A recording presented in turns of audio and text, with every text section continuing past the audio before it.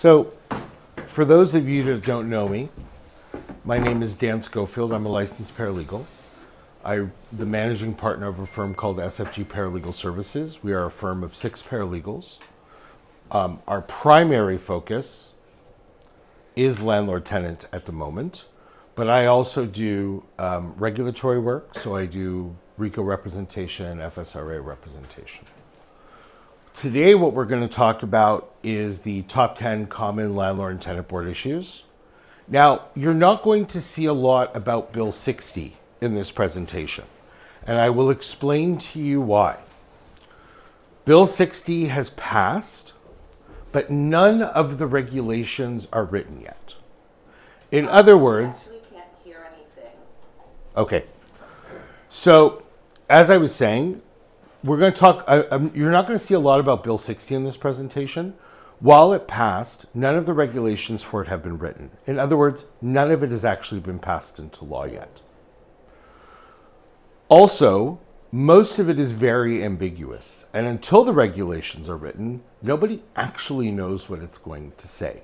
We know that they have passed certain things such as 120-day notice for owner's own use versus the 60-day notice, but again, not passed until legislation, the act hasn't been written yet. So we know that it applies to owner's own use. At the moment, we don't know if it will apply to purchaser's own use. Persistent late payment of rent, it says they'll define it. They haven't actually defined it yet. So most of it from a realtor perspective, non-payment of rent goes from 14 days to 7 days. Practically, it doesn't make a huge difference, but it hasn't been written into the legislation yet. So to spend 30 or 40 minutes talking to you about legislative change that may not actually change doesn't seem like a very productive use of your time. And for those of you who have been doing this, during COVID, the government passed Bill 168. Out of 168, all of the things that passed for 168, there were actually only 6 amended changes to the act out of all the various changes that were made. So once we have some clarification, I'd be happy to come back and do a presentation on what was actually changed for Bill 60 as opposed to what was in the proposed amended change. What we are going to do is we're going to talk about top 10 common landlord and tenant board issues. Now, these are not empirically the top 10. These are simply the top 10 issues that we see as a firm. Okay?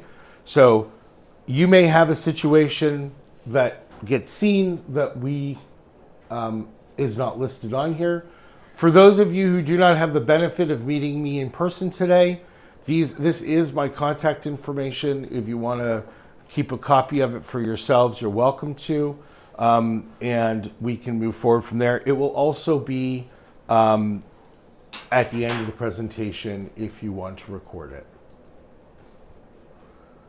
So what are the 10 most common landlord and tenant board issues that we see from our perspective? Well, obviously, non-payment of rent is a big one.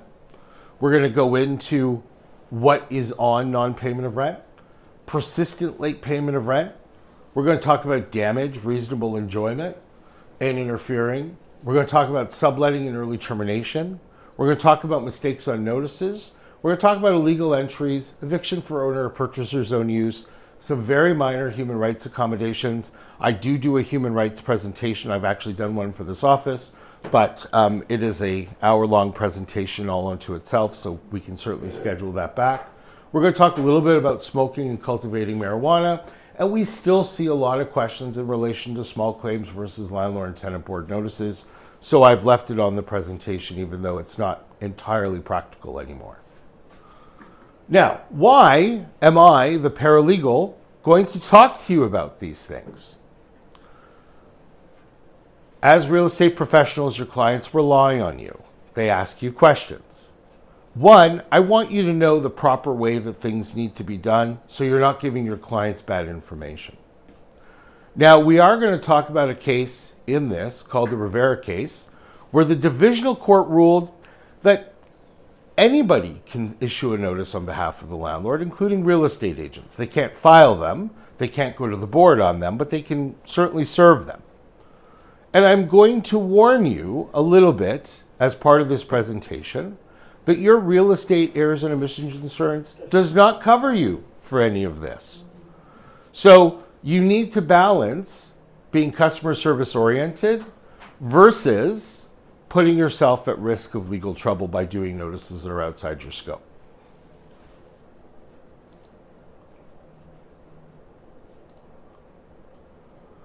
So let's talk about non-payment of rent notices. Okay, it's the N4 notice. This is the one where we originally talked where Bill 60 will purport to change the timeline from 14 days to 7 days. So when should a non-payment of rent notice be served? So we have clients who have one door, and I have clients that have 10,000 doors. The advice is the same. If rent is due on the 1st, 12:01 a.m. on the 2nd, if you have not received rent, you should be serving a non-payment of rent notice. Okay?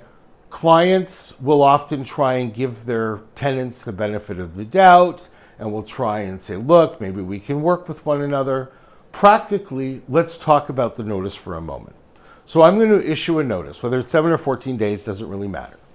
It's going to say, if you don't pay this by this day, I can file with the Landlord and Tenant Board and seek your eviction. The Landlord and Tenant Board has made leaps and bounds. You're looking at around a month and a half to 2 months before a hearing at the moment. Then the board has between 30 and 60 days to issue an eviction order. Then once the eviction order is issued, the tenant will have 11 days to cure it. If they don't cure it after 11 days, the landlord can file with the sheriff. And the sheriff in Toronto at the moment is about 9 weeks. So if you were to serve a non-payment of rent notice today, you're not going to effectively be able to evict the tenant for about 8 months at the long end of it. You might be able to get it shorter, but really 8 months at the long end. So why would you give a non-paying tenant 2 or 3 or 4 weeks of leeway to rack up additional arrears? And by the way, the tenant can pay off the arrears during the notice period with no penalty. The tenant can pay off from the time you file the application with the Landlord and Tenant Board to the time of the Landlord and Tenant Board hearing. The tenant can pay their rent off as long as they also include the $186 LTB filing fee. Once you've had the hearing until the order is issued, the tenant can pay it off. Once the order is issued, the tenant will have 11 days to pay it off. And if they don't pay it off in the 11 days, the tenant can void the notice by paying the rent owed up until 2 minutes before the sheriff knocks on their door and evicts them. 2 minutes. Wow. Okay? So why would you allow another month to go by or another 6 weeks to go by? It's a very easy conversation. Mr. Tenant, this is a business for me. You're saying that you're going to pay it off. I really hope you do, but in the meantime, here's your notice. Okay? And by the way, one of the legislative changes in 2000 that I told you not many of them made it into legislation, one of them was Section 83(6) of the Residential Tenancies Act, which says that a landlord must offer a reasonable payment plan to the tenant in order to evict them. So in other words, let's say the tenant owes $12,000. The landlord can say, hey, you have to pay me new rent on time and in full. You have to pay me an extra $1,000 a month.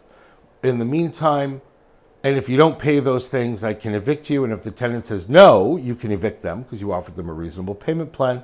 If the tenant says yes, there's also conditions on that, which if they miss a payment, you can evict them for the missed payment. But essentially what I'm trying to say is don't allow a long period of time to elapse. If your client calls you up and says, this tenant's not paying me, what do I do? Your response should not be, let's try and negotiate. It should be, let's serve a notice right away, or you need to serve a notice right away. What should the notice include? It should include the exact amount of rent. Now, I'm going to tell you a story. Throughout this presentation, I'll probably tell you several. Okay? In 2019, I had a client come to me. Now, in order to work with me, you fill out an intake form. The intake form says, what's the rent? Client put $1,700. I filled out the notice. I sent them the notice for approval. Does this notice look right? Client said yes. The amount on the notice, $1,700. We filed the application. We sent the application to approval by the client. Said $1,700. Client said, yep, $1,700. We got to a landlord-tenant board hearing. The tenant was represented, and the tenant's representative stood up and said, this notice is defective. And I, of course, looked at my client bewildered because I have no idea why it would be defective. And the representative said the rent for this unit is actually $1,699.68 a month. It is not $1,700 a month. And the notice was defective. And we had to start all over again. Now, the board will sometimes let you get away with it if rent is $1,701 a month and you wrote $1,700. It's a deficit, but it's a deficit in favor of the tenant. So they might let you get away with it. But if the rent is more, even by 1 cent, that notice is defective because the act says it has to be the same and accurate. I've seen people include parking. I've seen people include NSF fees. All of those things will invalidate a notice. I've seen landlords arbitrarily say, well, you owe me 20% rent for every late payment. And they've tried to put that on the N4. Obviously, that invalidates the notice. It should include all the tenants' names, but not the occupants. Now, why is this important? I'm going to assume none of the realtors in this room or on Zoom have ever done such a thing. But I have seen situations where realtors have included 9-year-old children, 10-year-old children on the lease, and then have put them on notices. Aside from the fact that they're not parties to the lease, and it looks very, very bad for a tenant to say, well, the landlord included my 9-year-old son on the notice. What you have is you have situations where, let's say Julio is my tenant. He signed the lease. And then at some point after Julio becomes the lease, he moves somebody else into the unit. And they live there for 10 years. Now that person who moved in is not a tenant. They're an occupant. Julio's the tenant. But if I serve a notice and I include both parties on the notice, while it doesn't technically invalidate the notice, it causes issues later on down the road. And one of the issues it causes later on down the road is now I need to issue an N12 either because I want to move into the property or I want to sell the property. And Julio now is going to come to the board and say, wait, my partner is not on this notice. It's defective. And I, as the legal rep, am going to say, well, actually, here's the lease and the only person on it is Julio. And as part of Julio's evidence package, he's going to pull up this N4 that was served 10 years previously. He's going to say, well, if she's not a tenant, how come she was listed on this notice? Because it says only include tenants. So we have to be careful when we're naming parties in a notice. You can always remove somebody if it turns out they're not entitled to be there. But it does cause issues later on down the road. Now, like I said, the notice can be drafted and served by any person acting as the agent. That was determined in Rivera and Elevant. So if you're managing a property for either an overseas client or for one of your other clients, you're perfectly entitled to develop the notice. With the understanding, of course, that if the notice turns out later to be defective, you can be sued for any rent that was missed as a result of your defect. So can we, by the way. That's why ours in emissions insurance covers these notices. The only person who can file the application is the landlord or a licensee of the Law Society.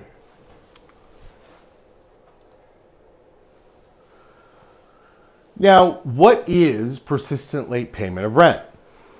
Bill 60, if the amendment and the regulations get written, ever comes into effect, we will have a definition of persistent. But at the moment, we don't. So, if you have a tenancy that's 4 months old, and the tenant has paid rent late 4 months out of the 4 months, would you consider that to be persistent late payment of rent? I certainly would. Unfortunately, right now, it's up to the adjudicator when you finally get to a hearing. There's no definition of it. So we usually say, in the last 12 months, have they been late more than half the time? That will usually with the exception be the benchmark that we use. Although the landlord should serve an N4 when rent is not paid on time, it's not required. We can do it based off of a rent ledger.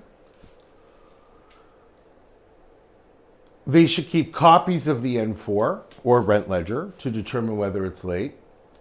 What will most likely happen? If the tenant always pays, they just pay late, the likely outcome is what's called a pay on time order, where the tenant is ordered for a period of, let's say, 12 months. They have to pay their rent on time and in full for the entire 12-month period. And if they don't, the landlord can apply to the board to evict them without serving further notices. We use this as more of a preventative measure where, let's say we have a tenant, we serve them an N4, 3 months later they pay it off, and then immediately go back into arrears again. And then 3 months later they pay off those arrears and then immediately go back into arrears again. We will use this type of an application to say, we think you should evict them because administratively they're a nightmare for the landlord with all these late payments. But in the event that you choose not to evict, we want this pay on time order, so it corrects the behavior. Again, it should include only names of the tenants and not the occupants. And if filed, it should be filed by a licensee or the landlord themselves. Now, what is damage, reasonable enjoyment of other tenants or interfering? So what is damage, first of all? Damage is contextual, okay? So tenants are not responsible for wear and tear damage of a unit. However, when analyzing what wear and tear damage is, we often need to see the full context. So I'll give you an example. If you have a client who owns an older house with older wood floors, and they haven't refinished the floors in 25 years, and walking in slippers scratches the floor because it hasn't been refinished in 25 years, chances are you are not going to be able to get a damage claim in relation to the floors because they haven't been properly taken care of and redone. It would be considered wear and tear damage. But if the landlord has brand new floors and the tenant has a dog or a cat and the dog or the cat scratches the crap out of the floors, that is not wear and tear damage. That is damage as a result of having the pet in the property. So it's important, if you're not sure, that you contact somebody like me and say, hey, I've got this situation. Would you consider this to be damage? There's no point in going to the board on damages that you're going to ultimately not get. Painting is not damage. It's considered wear and tear. Some of the other ones we see are, well, they left the house dirty. Well, that's just part of being a landlord. That's not something that you're going to be able to get compensated on. So your behavior, your tenant's behavior, or a tenant's guest behavior cannot interfere with other tenants. It could be smoke, it could be loud noise, it could be fights. So sometimes you'll get a lot of these legacy leases where the tenant's allowed to smoke in their unit. So you can't evict them for smoking in the unit. But if they're smoking in the unit so much that it goes to other rental properties within the complex, they can be evicted for interfering with those other tenants. It's your responsibility as a landlord to provide notices when you get complaints. You are not a referee. Your clients are not referees. I will often get the tenant in Unit A is complaining about the tenant in Unit B, and I've told them that they need to be adults and work it out. That's not your job. Your job is to serve notices. In fact, it can be found that you've interfered with reasonable enjoyment of the rental property if you don't serve the notices. And then the tenants can fight it out in court. Tenant A has to be willing to come to court and testify against tenant B, or tenant B needs to come to court and testify against tenant A, and the board will make the determination. But it's your obligation to not mediate those fights, but to react with what you have available to you within the Act in order to deal with it. And the other aspect of this I get a lot is a basement tenant will bring an action against the landlord saying the upstairs tenants are reasonably enjoying and they're interfering with the reasonable enjoyment of the rental unit, and the landlord didn't do anything to stop it. but the reasonable interference is that the tenants upstairs are walking. And the people in the basement are upset because they can hear them walking. Well, while that might interfere with their reasonable enjoyment, the house is being used for its normal purpose. Right? So, excuse me. So those are things that need to be considered when looking at things. If you are getting complaints from other tenants, if your landlord is getting complaints from other tenants, the complaining tenant must be willing to come to the hearing and testify. Once we'll get complaints, and then we'll go and they'll tell, oh, I'm afraid of them, or I don't want to get involved. Well, without that, all I can do is say, Julio, my tenant, texted me to tell me that they were having a problem. That is not proof of anything. That's proof that Julio texted me about a problem. I don't know whether the problem occurred. I don't know the duration of it. I didn't experience it myself. I don't know how it would have affected me. So if Julio says, hey, I don't want to come to the hearing, but I want you to take care of it, the response should be, I can't take care of it if you're not willing to come to the hearing. We see a lot of landlord applications come to the board and fail as a result of lack of witness. So when your clients are talking, you really want to advise them to get this information. Interfering with a landlord lawful right and privilege. So a tenant is not allowed to interfere with what's called the landlord lawful right, privilege, or interest. Okay? That can be many things. Sometimes it can be combative communication. Sometimes it could be a tenant putting up a pool in the backyard without permission, getting fined, and the landlord is all of a sudden seeing a fine from bylaw. Or the tenant's not cleaning up their garbage, and as a result, the landlord is getting a fine from bylaw. Tenants can be evicted for that type of behavior. We just need to give proper authorization in order for them to do that. So what's going to be required? So there's a case called Ball and Metro Capital. Ball stood for the fact that when a landlord serves a notice,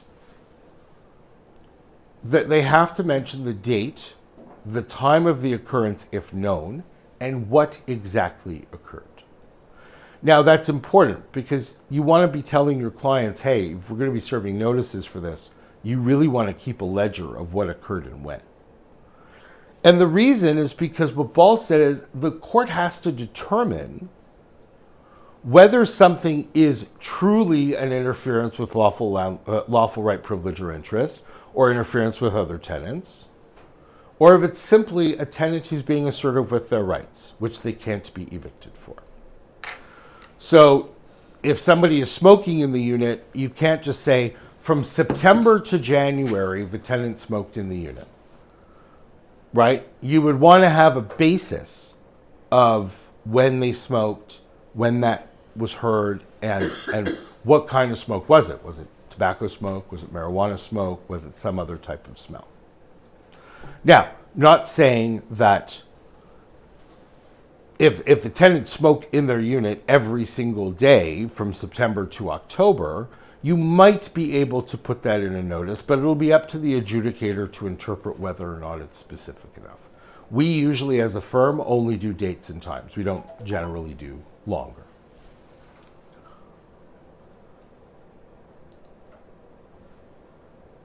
So let's talk about subletting and early termination. So a realtor told me this in 2019. I don't know if it's changed, so maybe you can answer it for me. Where they were told they would only get commission on a lease if they signed at least a 1-year lease. Okay. Good. Because I'm going to take a bit of an unconventional approach. I would suggest there is no reason to do yearly leases anymore.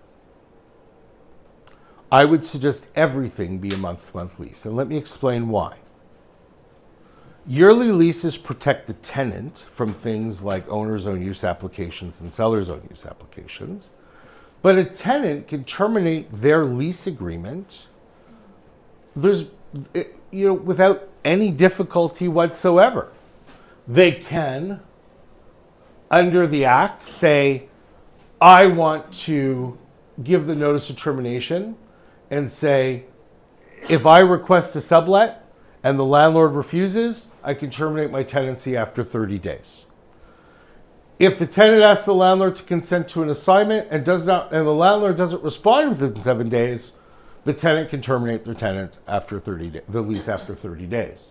If the tenant, the tenant asks the landlord to consent to an assignment of the rental unit to a potential assignee and the landlord does not respond within 7 days after the request is made, terminate within 30 days.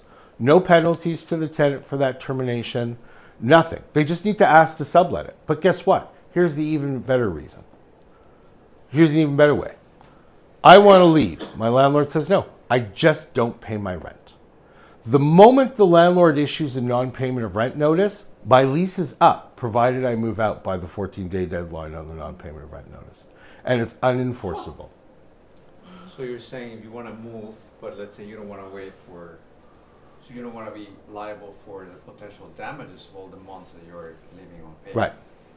So then you can say, so you can stop paying. Right. And when the landlord issues an N4, you can move. Like that. Right, that. And then if you're smart, you pay the day after you leave, you pay the landlord any money that you owe them so that you don't get a non-payment of rent judgment against you.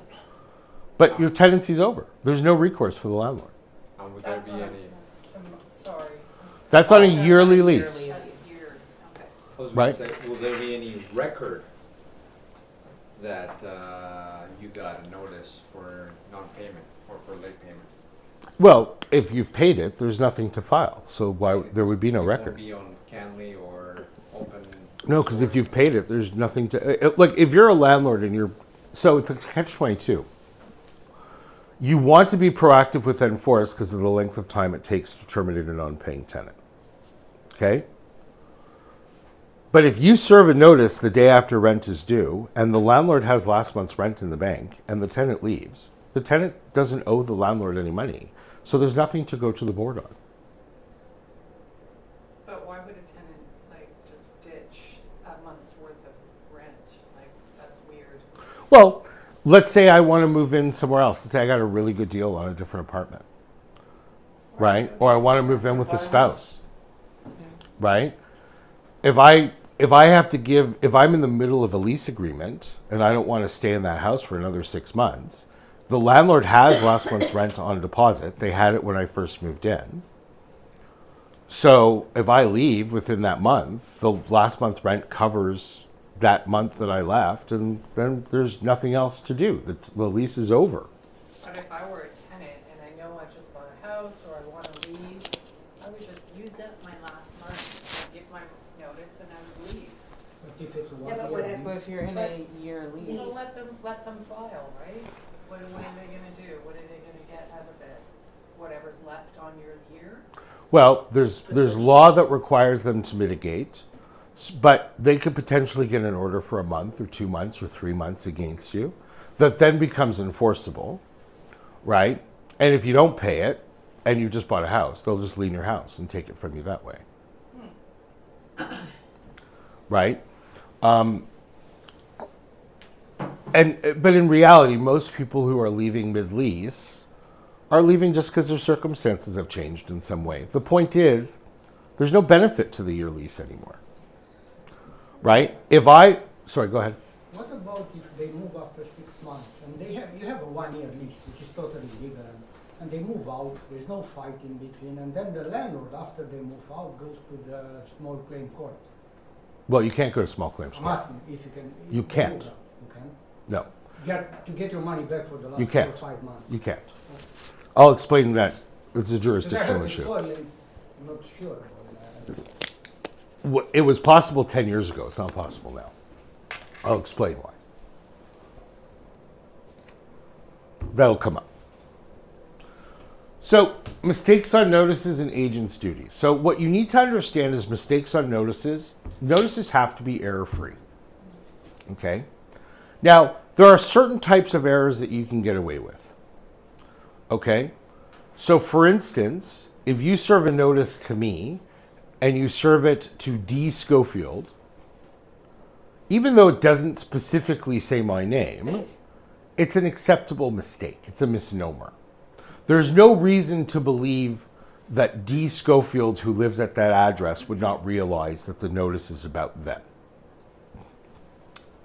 I've had landlords come to me and say, my company is 1234 Ontario Inc., so we'll serve the number under 1234 Ontario Inc., and only to realize after the notice has been served that because they own several companies, they were like, this is actually 54321 Ontario Inc. That does not invalidate the notice. It's an administrative amendment. But things like termination dates, the amounts of money that are owed, those all have to be accurate in accordance with the Act. And what people don't realize is when you go into a civil court, a judge can take what's called judicial notice. Okay?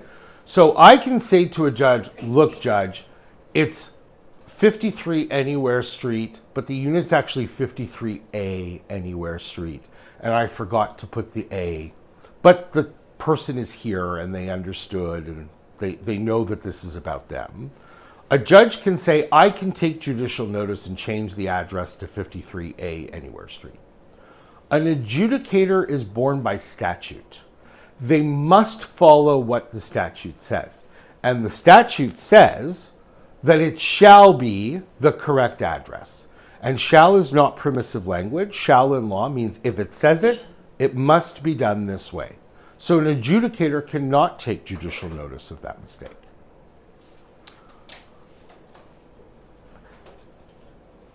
In some cases, it can mean a landlord could go months without receiving rent. Now, here is a case, we see a lot of real estate agent cases where real estate agents are being sued for various things in civil court. And what I'm going to kind of put neatly on this is that if you are representing a landlord, it is essential, whether it be done on a Schedule A or some other way of having a document, to clearly define what your role is going to be in the rental process when you are leasing a property for that landlord. And what I mean by that is this. I'm landlord, I'm completely unsophisticated in the rental unit, but my friend told me that realtors can find me tenants. So I call up a realtor, I say, find me a tenant for 1234 Anywhere Street. And the realtor brings that landlord a tenant and says, look, here's a great tenant. Everything's done. Now, as a lay person who doesn't trade in real estate, I'm going to go, this real estate professional found me this person. They must be good. And I'm going to rent to them. Well, what happens if that person turns out to be the tenant from hell? And then I decide I'm going to sue the realtor that put the tenant in the property. So what's the court going to look for? The court is going to look clearly defining what you as the agent would do and what the landlord's responsibilities are as well. So for instance, you might say, as the real estate agent, I'm not going to pull credit reports. I'm not going to call employers. I'm going to market your property. I'm going to find these people. I'm going to bring them to you. But it is the landlord's responsibility to do the screening. Okay? Or you could say, I am the real estate agent and I will be responsible for doing all the screening, calling the employment, verifying credit. But it's very important that that is clearly defined. If there's ambiguity, it will always fall against the drafter of the contract. So if the person says, hey, I hired a real estate agent, they gave me this representation agreement that says they're going to take 1 month's rent. When they find me a tenant, I assume they were going to do everything and the contract is silent if they're not. That ambiguity is always going to fall against the person who wrote the representation agreement. So it's very important, even though it's not landlord-tenant specific, that you always define in your agreements what you will do and what you will not do. So that your clients can never come back and say, I thought the agent was going to call the employer. I didn't realize I had to. Right? And what happens if you're not clear? If you are not clear and it turns out that there is a problem, It'll be you. you could be sued. And now, whether you will be successful or they will be successful will ultimately depend on the fact pattern of the case itself. There is no, it's law, right? So, you know, if somebody says to me, can I win this case? My response is always, well, it depends. Okay? It really depends on the fact pattern. Was there email communication? Was there text message communication? So, yeah, fine, the contract doesn't say it, but the text message to the landlord was like, hey, there's this application coming in. You're going to need to screen it, but on paper they look pretty good. I'll send it over to you. But that text is pretty clear. You are going to need to screen it. Right? Yes? How long after a lease starts, realtors have done their job, are they obligated to this tenant that maybe gets possessed by the demons 6 months later? Well, that's a good question, right? And my position is that the breach would have to be somewhat immediate. I don't think that you could be a landlord and rightfully bring a case against the landlord if the tenant stopped paying rent after 18 months or after 8 months, right? And then it also depends on, did the tenant stop paying rent because all their documents were fraudulent, or did they stop paying rent because they lost their job? Those are all things that come into play. The question is, with reasonable diligence, could one of the parties had discovered that this person was really a bad person mixed in, right? So if the credit report, you know, and look, people don't, most people don't have rent reported on their credit report, so you can show an 825 beacon and be a year behind on rent. There's no way for you to know that, right? If the person says you can call my landlord, here's his phone number.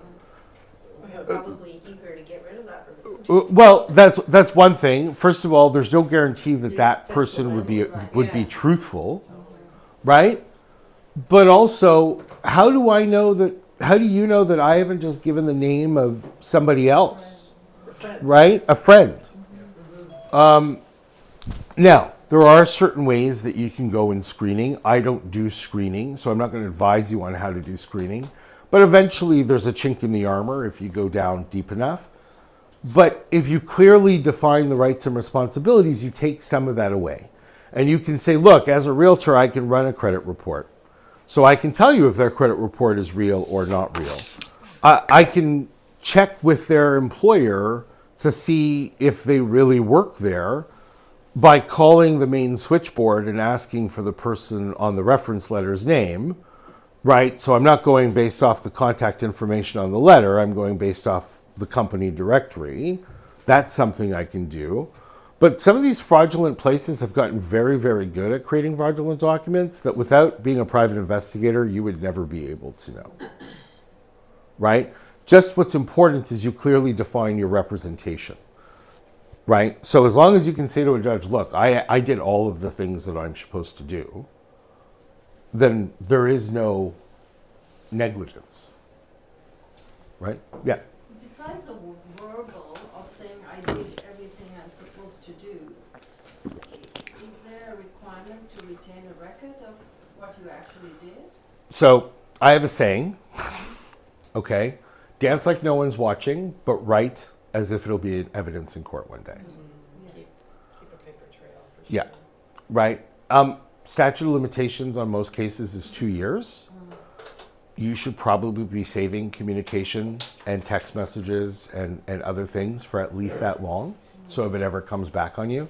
I don't think you guys have a requirement to keep communication for a period of time. I know lawyers and paralegals, we have to keep communication for 7 years. I don't know if you have that same requirement, but just good practice would be to keep those types of things. Also, so if somebody comes back and says, you know, we see this a lot too, where we'll see realtors getting sued, you know, and we'll be representing a buyer or a seller, and the realtors are all getting sued because there was a verbal conversation in the garage about the square footage of the property being 1,500 square feet, and it turned out to only be 1,400 square feet. Right? Now, I mean, there's case law that talks about that's not particularly relevant, but for the purposes of this conversation, it's really a good idea to be able to say, no, here's the email where I wrote further to our conversation in the garage, I advised you of A, B, C, D, E. And if square footage wasn't in that email, that person and that person says, no, but we talked about it. They'll say, but why wasn't it in the follow-up email? And why did you not reply to the follow-up email and say, no, we talked about the square footage. These are all things that the court looks at.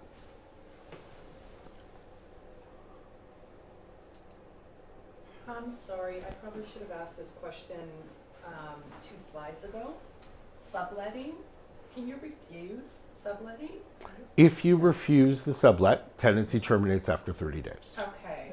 So you can refuse it. You just need to know that that terminates the tenancy. That terminates their Is that- tenancy, but, yeah, no, that's okay. But what if they refuse? Like, what if they put their foot down and they want to sublet the tenant, that is? No, they can't do that. They can't force. No, they can't force the sublet. I know what you're referring to. I've seen this a few times too, where the tenant's like, no, I don't want to do that. I want to sublet so I can come back after 6 months of being in Yeah. Europe and I still have the place. Yeah. That's not an option. Okay. It's the landlord consents or they don't consent. If the landlord doesn't consent and the tenant does it anyway, you bring an unauthorized occupancy application and evict whoever is in the property and say it's an authorized occupancy. Uh-huh. Right? Which has to be done within 60 days or you can't do This that. is only in Ontario, right? This is Doesn't Ontario. apply in Quebec. No. And I you can't know, give for you Quebec too. I can't give you For legal my daughter. advice. For my daughter, Oh, for my right. daughter, Yeah. not for. I can't give you legal advice for Quebec. This is Yeah. only in relation to Ontario. I understood that our, like the real estate legality, legal speak is that a landlord cannot refuse without good reason. What would Well, that the Act be? says a landlord cannot refuse without good reason, but the Yeah. person who determines good reason is the board. Okay, Do you have to give a reason? Sorry? Do you have to give a reason in as a writing? landlord, As a landlord?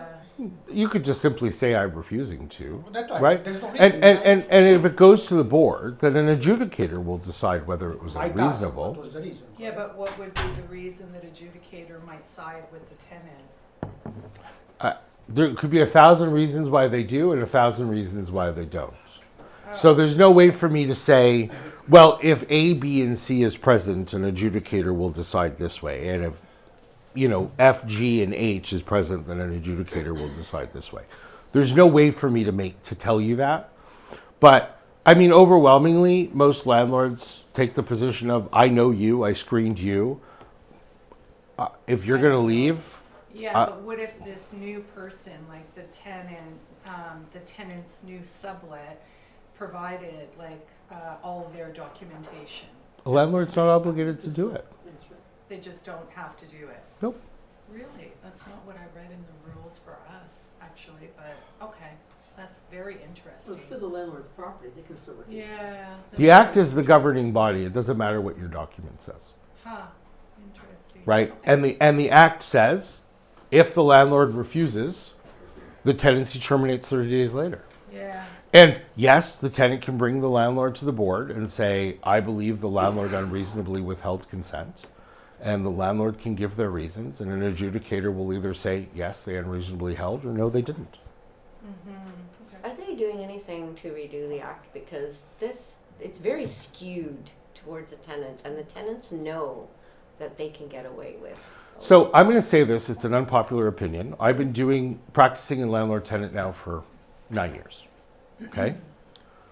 I find that if everybody does what they're supposed to do, Yeah. the Act is actually not slanted towards Oh, tenants. okay. Sure, there's some things in the Act where the landlord the tenant can terminate based on subletting or not paying the rent. Some of those loopholes exist overwhelmingly. But if landlords are diligent and they uphold the terms of their lease agreement, I see just as many landlords getting their applications awarded to them as I see tenants getting their applications awarded to them. I disagree, because if you're a tenant, I mean, I appreciate that, just- but I'm the one yeah. at the board 1,000 times a year. yeah, but a tenant could just choose not to pay their rent, Yeah. Right. right? And then now a landlord is having to wait anywhere from 6 to 8 months to get them out. But that's a function of the time. It's not about That's fairness. kind of slanted toward the tenant. Not really, I agree. I disagree. Yeah. right? I agree with you. Anyway, carry on, please. Right? So let's talk about denying entries. So this is something that you as landlords, as realtors, really want to be aware of. So all notices of entry, unless it's an emergency, must be in writing, given at least 24 hours prior. If the tenant has not agreed to receiving via email a notice of entry, you cannot serve it via email.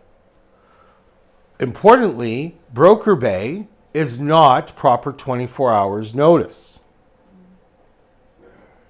So if broker bay sends an email to the tenant that says, we have a scheduled showing 24 hours tomorrow, that is not proper notice.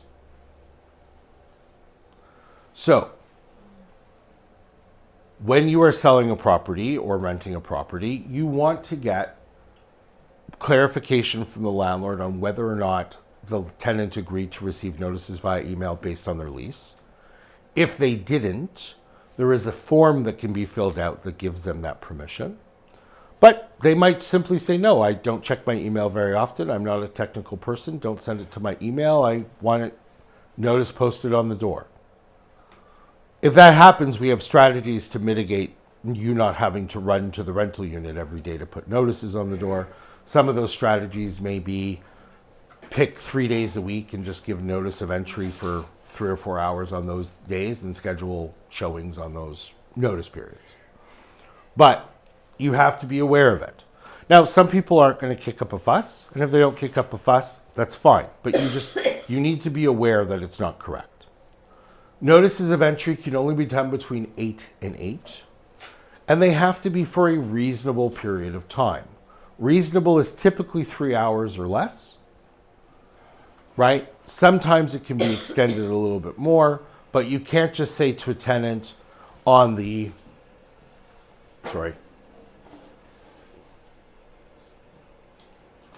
but you can't just say to a tenant on the 28th of February, we're going to come in between 8 a.m. and 8 p.m. to show the property. Okay? It is important that you give a reasonable window, not one that looks good.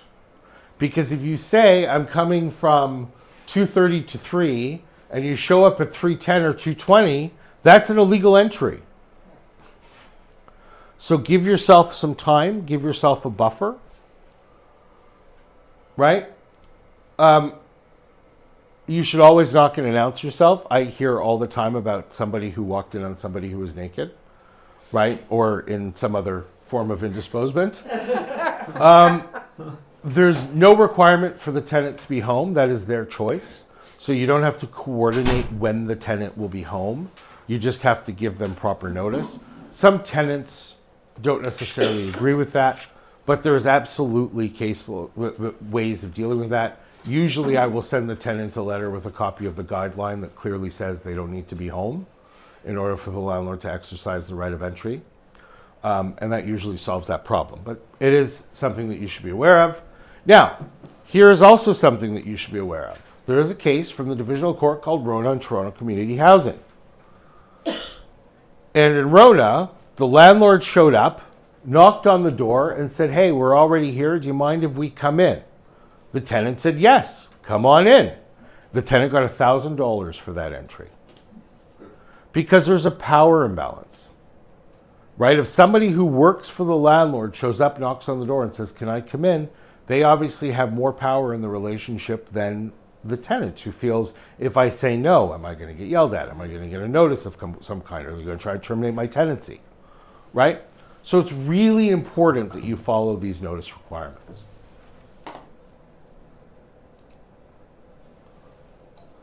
So eviction for owners or purchasers own use, at the moment, this is entirely the same. Nothing has changed. It's a 60-day notice on the last day of the rental period. Right? Now, what is the rental period? The rental period is the day the tenant pays rent to the day before the tenant pays rent. If they pay on the 1st, the end of the rental period is the end of the month, the last day of the month. If they pay on the 15th, it's the 14th. If they pay on the 20th, it's the 19th. Okay? So you always want to make sure that the 60 days is at the end of the rental period, or your notice will be what? Defective. Right? Termination date cannot be before the end of a lease term. Remember I talked about how lease terms really don't make much of a difference anymore? So if somebody rents their property and then 6 months later experiences a financial loss and they need to sell it, they will not be able to evict the tenant prior to the end of the lease term. Whereas it's a month-to-month tenancy, they can do a standard 60-day notice. Okay? If the owner or purchaser intends to move in, they must compensate 1 month's rent to the tenant before the termination date on the notice. There needs to be an affidavit or a declaration. Now, if you are seller side on a tenanted property and the purchaser is not willing to provide you an affidavit or a declaration that says they're moving in, and they want vacant possession of the property, realistically, you can't offer it. Okay? The only people who can evict a tenant is the board. The notice triggers the process, but the board is the only one who can issue the eviction order. Right now, on this type of an application, you're looking at anywhere from 4 to 6 months for a decision. Okay? If the buyer who can only unseat the tenant if they intend to move into the unit is not willing to give you a declaration, you will not meet the threshold at the board, and that will cause the tenancy to that will cause the purchase and sale agreement to lapse. So if they're not willing to guarantee it as part of their offer that they're going to do this, a lot, or the other one is I've seen a lot lately as well, where purchasers agents will say, "Oh, well, you didn't ask for that in the original offer, so if you want the declaration, you got to give us 10 grand off."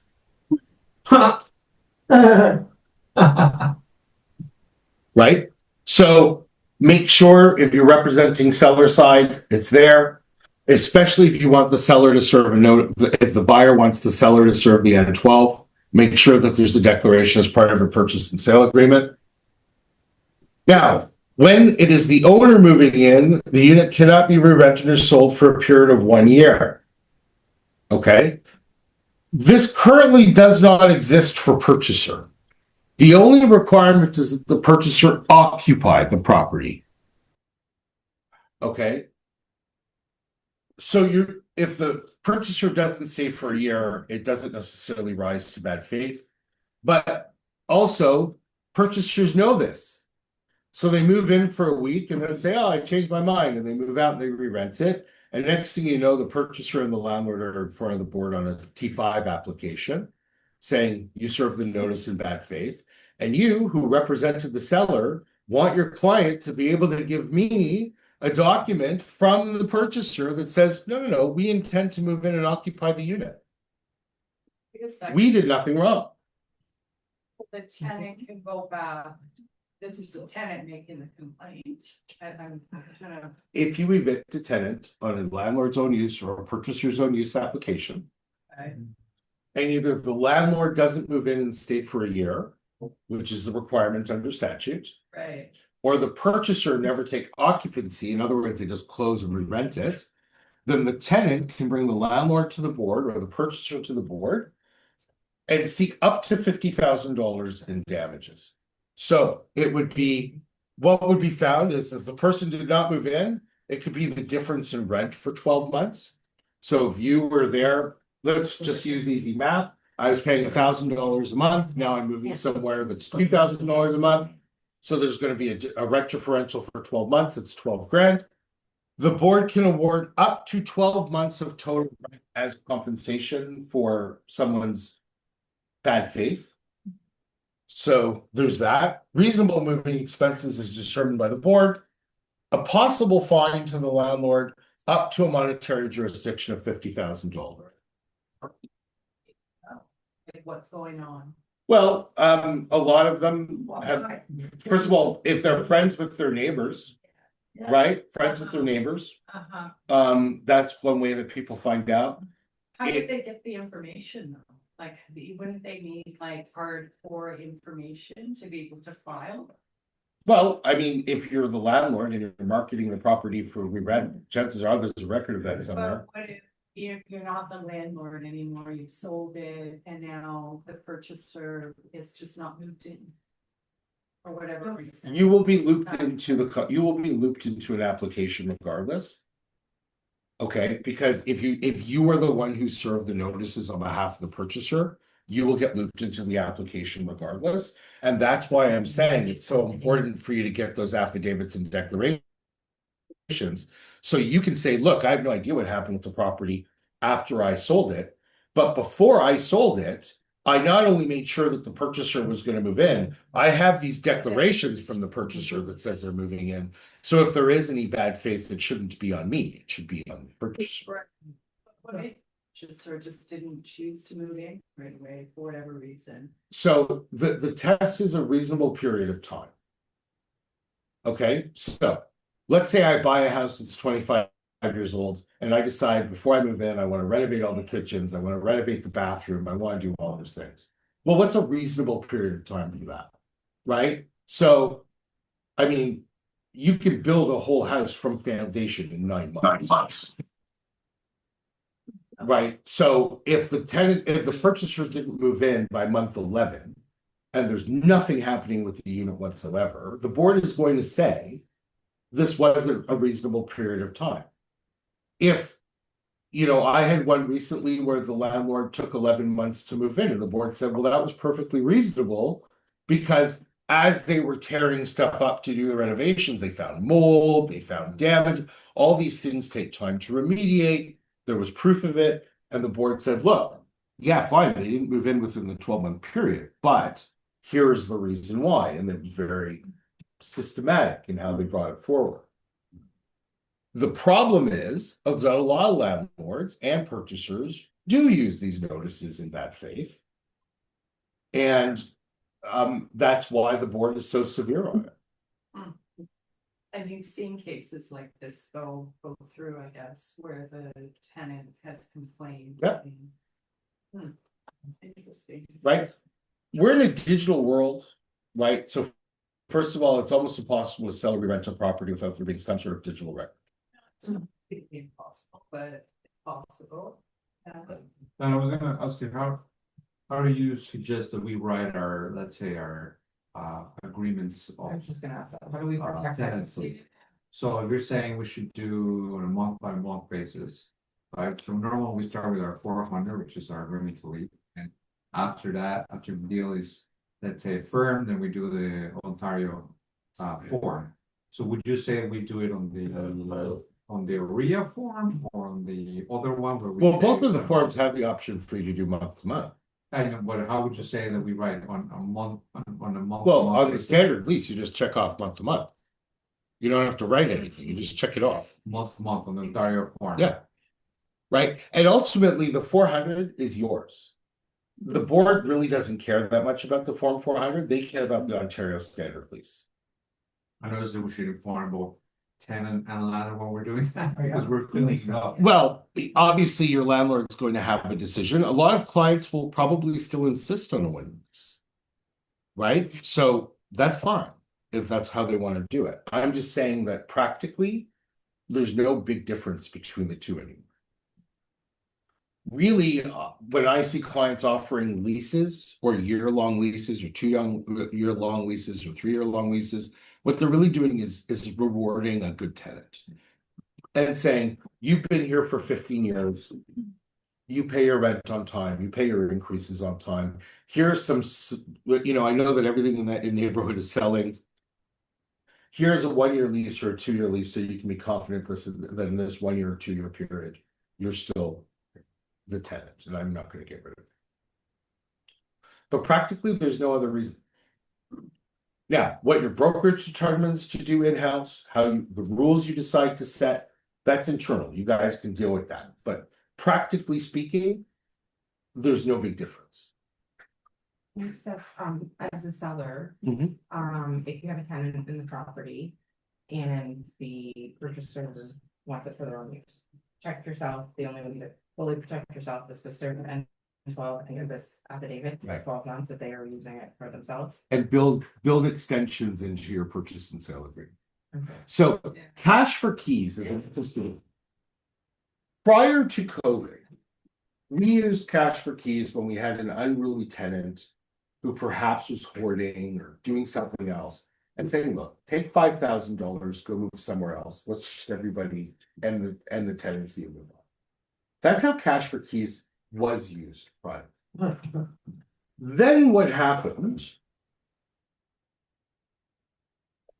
And I mean no disrespect to anybody in the room when I say this.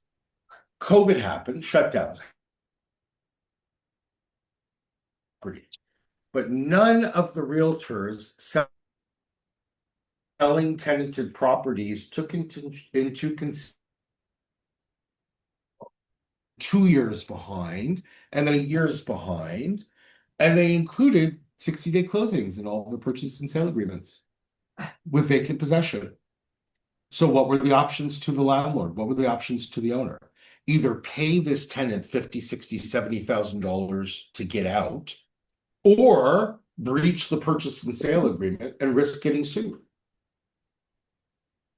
That's how cash for keys became this thing where people are getting monstrous amounts of money. Now the board's back to, let's say, 6 months to get rid of somebody. Okay, you'll probably get it sooner, but let's say 6 months to be on the safe side. Well, you still can't guarantee vacant possession during that time. So your options are two things. One, the purchaser agrees to assume the tenant until such time as the board evicts them. Or two, say the purchaser and the seller agree that there's a tenant in place, the board can only evict. We will agree to extend with no penalty up to 2 times, the closing, right? Because otherwise, you're in a position where you're offering vacant possession when you have no business offering vacant possession because you can't. And you're placing the landlord in a position where they now have to pay $20,000, $30,000, $40,000, $50,000. So what if you go through all the correct procedures and the notices are perfect, the dates are perfect, the tenants are acknowledging the notices, and then move out, you're pretty confident that you can now provide vacant possession to this new purchaser, but then come that day, tenants just decide to stay. What happens then? Well, tenants under no obligation to tell you if they're going to leave or not. Yeah, That's why when you serve the notice, you should follow it up immediately with an application yes. so that a hearing goes on the books. It's done. Everything needs to be done, right? And then if the tenant chooses not to leave, well, that's fine. They don't have to leave because the board hasn't ordered them out. But theoretically, if you've already filed the application, so you don't wait to see before you file the application. You file the application immediately after the notice is served. So if the tenant was supposed to be out, let's say March 31st, and then they say March 31st, I'm not leaving, but there's a hearing April 15th. Then it goes to a hearing April 15th. You get the termination date and you move on. Okay, but wait a second, I don't think you maybe understood me. Say, we've gone through all that, we've done all that. And now the date has come for them to vacate and they do not vacate. So you go to the sheriff. So that's when sheriff. Yeah. What about, you talk about N12, which I know that, but I think there is another form, N11 if I'm right, which is an agreement between tenant and the landlord to move out earlier, and that's on the form. Can you use that form? So How does it work? N11s are an interesting I'm animal. not sure if it's N11, but this one I think I remember. It is an N11. It's an interesting animal. Yes. Okay. So let me explain how N11s work. N11s exist because the board and the act acknowledges the two parties can agree to terminate a contract. Okay. So again, I'm going to pick on Julio. You are my tenant. I come up and go, look, man, I'm not sure what I want to do. You have to sell. But can we agree to end the tenancy? He goes, yeah, sure, no problem. Agree to end it earlier. Right. So we both sign an N11. I file it with the board. I get an eviction order that says if Julio doesn't leave on a specific day, I can go to the sheriff. We both signed it. We have to file it right Yep. back to the board. Right. Well, if we want it to have any effect, yes. Right? So we do that process. Now, Julio takes me to the board on a bad faith application 3 months later. And I go, but an N12 wasn't served. So how could it possibly be bad faith? And Julio's going to say, look, he came to me and he told me that he wants to sell the property. I was a tenant of his, so I agreed to terminate based on the fact that he was going to sell the property. And then I left, he redid the kitchen, and rented it for twice the amount of rent that I was paying. Well, well, that's- okay, but that's, okay, Right? understand. So there's that. Also, a lot of landlords have thought in their head, well, I served an N12, but then we got an N11. So because we got an N11, there's no good faith requirements anymore. That's not true either. Okay. So N11s can be used, but they have to be used, they can't be used to circumvent something else. So, for instance, what I've had clients do is say to a tenant, look, I need to be able to offer vacant possession. I'm going to sell this property. Rather than me serving you an N12 and going to the board and all this other stuff, if I paid you 10 grand, would you sign this N11? Can we put that 10 grand in N11 as an agreement between? N11 has nothing except for a termination date and a signature. If you want to have a side agreement, that's completely different. Side agreements can be plentiful, and I'm not going to really talk a lot about them. Okay? Point is, you can say, I'm going to give you 10 grand, sign this N11. And then how you pay the 10 grand, when you pay the 10 grand, who you pay the 10 grand to, that can all be negotiated separately. But the point is that it can be done. Okay, that might give you some leeway and feedback, but it's going to cost you. No, kind of question I guess, how do you follow the, let's say the N11 or the N12? You're saying normally we provide it, but as an extension of our services or buildings, they sign it, but you have to fax it, email it, or Well, you cannot file an N12. I know, but how? You cannot file an N12. How would the landlord then file? You would either hire somebody like me to file it, or they would go onto the Tribunals Ontario portal and then just figure out how to file it. Sure that he cannot violate. Yes. We did it last year. You just weren't caught. What do you mean? And what do you mean I wasn't caught? I was working on behalf of a client It doesn't matter. in France It doesn't matter. but I did it. You weren't What caught. do you mean by caught? I don't understand. If the adjudicator had figured it out and determined that you as a realtor, working on behalf of a client, filed the application and attended the hearing, it would have been dismissed. But there was no hearing, it was just everything was filed, so like, So it there was no pushback from the tenants. doesn't matter. The board has an obligation to investigate every application that comes before it and whether it's proper. So if the landlord is me and you're working for me, like I said, Rivera says you can serve the notice. That's not a problem. Yeah, But if you file the application, the members, when it comes to a hearing, is going to say, who are you in relation to this application? And well, at the screening stage, the filing stage, there's very little screening. This is done at the hearing level. Okay, unless something came up. Right. And you had to go before. right. The judge. And by the way, if you had called somebody like me and said, I filed this application 3 months ago, the hearing is in a couple weeks, can you represent me?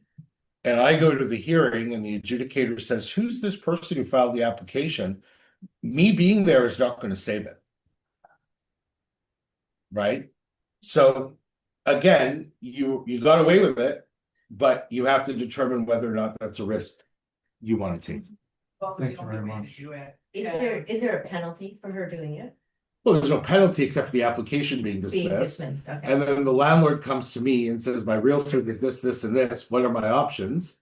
And I'm going to give them their options. Which are. Thank you. To sue her? Yeah. Okay. And our errors and omissions does not cover that, Nope. right? So then you could do a side agreement, right? Like just add an additional document stating that you will make it clear to your client, your seller client, your landlord client that you know, you're doing this, you've told them that you as an agent should not be filing, but this is like in a case. this That is side kind of agreement the- isn't worth the paper it's written on. Okay. I'll give you an example. I had a client who was a large waterproofing company. And when I say large, I mean the largest in the province. They go to a person's house and say, you need to waterproof this basement. Right? Person says, I can't afford to waterproof the basement. Can you just do 3 of the 4 walls? So the waterproofing company draws up a piece of paper that says, we advised you need to waterproof your whole basement, but you've asked us only to do 3 walls. And even though you need to do all 4 walls, we'll do the 3 as you requested. That waterproofing company then gets taken to court. And their defense is, I had the side agreement. And the judge says, you're a professional. You understand how the job is done. Your client is not a professional. So even though you have this waiver that says, even though we shouldn't be doing it, we'll do it because that's what you asked for, that doesn't waive your negligence. So what does that mean? They should have provided it even though they couldn't afford it? They should have walked away from the job. They should have said, Oh, no, they they should shouldn't have do any of it if I'm not gonna do it all. Oh. If I can't do it properly, I can't Can't do do it. it at all. And people come to me and say, listen, I just want you to represent me at the hearing. I'm like, well, that's fine. Here's my hearing rate. It's going to cost you this much for me to review the file. They're like, no, I don't want you to review the file. I just want you to go to the hearing. And I'll say, I'm sorry, I can't do that. Like I'm not just there as a talking mouthpiece. Like I'm there to represent a person. I need to know what the evidence says. I need to review it. I need to see it. I need to be competent in the matter in order for me to go do this thing. Yeah. And if they say, well, I don't have the money for somebody to review it, I'll say, well, I can't help you. Right? The court will always rule against a commercial interest versus a personal interest. It's the same way we used to have realtors show up prior and say, oh, but I'm not getting paid to do this file. I'm under one of the exemptions because I'm doing it for free. And adjudicators are going, no, you're not. Maybe you're not getting paid for this specific attendance, but you sold there was a commercial interest in how you attain the client. Presumably, if this person is evicted or they want to sell the property, this person is going to use you again because you've provided them this service. So even though you're not being paid to be here, you at some point will experience a commercial growth based on what you're doing today, and therefore you are receiving remuneration. Not necessarily, but yeah, nobody. Yeah. Listen, the idea is to- here's the only way I can say it. And I'm not saying this to come off as arrogant or rude, but I am literally in court 20 days a week, 20 days a month, every single month. I am at the board usually on multiple occasions every day. When I said I'm there 1,000 times a year, there's only 365 days in the year. Half of those days if we're not at the board. I'm at the board often on 2, 3, 4, 5 applications a day. I can only tell you what my experience is. You're free to disagree with me. But if you disagree with me, and then there are consequences to your disagreeing with me, you can't say you weren't warned. Yeah, no, Okay. no offense taken at all. I appreciate all the information. Right. No problem. Well, there's just 2 more things I want to cover quickly. It's fine. So one is, under the Ontario Human Rights Code, landlords and realtors have an obligation to accommodate to the point of undue hardship. Specifically when it comes to showings of rental units, while the tenants cannot necessarily deny you entry if they've been given proper entry, if the tenant says things like, I have small children that go to bed at 7 o'clock, or I have an elderly parent who goes to bed at 7 and gets up, or we have a PSW coming at such and such a time, or we have You want to do your best to accommodate that in order to ensure that you are not discriminating against the tenant under the Ontario Human Rights Code. Smoking, cultivating marijuana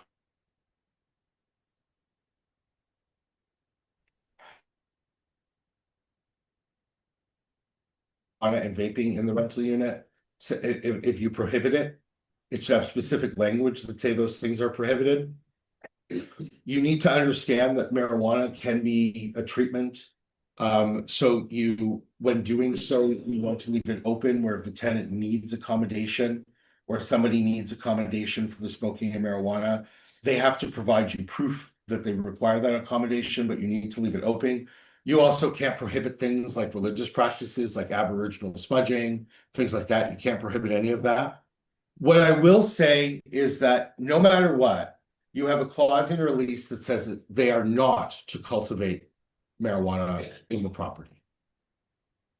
That's more for damages if later you have to go to the board. It's not strictly enforceable prior, but I mean, we had a situation in Barrie where the tenant applied for a medical grow license for to accommodate. And this person lived in a 1,700 square foot townhouse and they had like 400 plants in the basement. Wow. So we were able to evict them because now here's where the challenge was. The lease didn't say they couldn't cultivate. So we evicted them for the thousands of dollars of damage these marijuana plants caused, but we couldn't evict them when we discovered it because the lease didn't prohibit it. So you want the lease to prohibit it. Now we talked a little bit about small claims. So one of the things that Bill 168 changed is that any tenancy that terminates or came into existence or ended in some way after September 1st, 2021 has to be done on an L10 application at the Landlord and Tenant Board within a year of the tenant vacating. Okay, you cannot go to small claims anymore for these types of things. They will kick it out as a matter of course. They don't have jurisdiction to hear it. So if your client is talking about going to small claims, you should really just tell them to seek legal advice because they just can't do it. What about, they have a contract, and under contract law, someone has to be responsible. They have a for the- residential lease that's It's not a governed. contract. Well, no, it's still a contract, but it's governed by a specific It's not legislation. under the contract law, even if they moved out. It's governed by specific legislation, and the legislation says this is your recourse. You can't look. I've had people try taking landlords to the board and claiming trespass. And trespass isn't specifically mentioned in the act, therefore it's not something that has to go to the board. What happens? Determination should have gone to the board.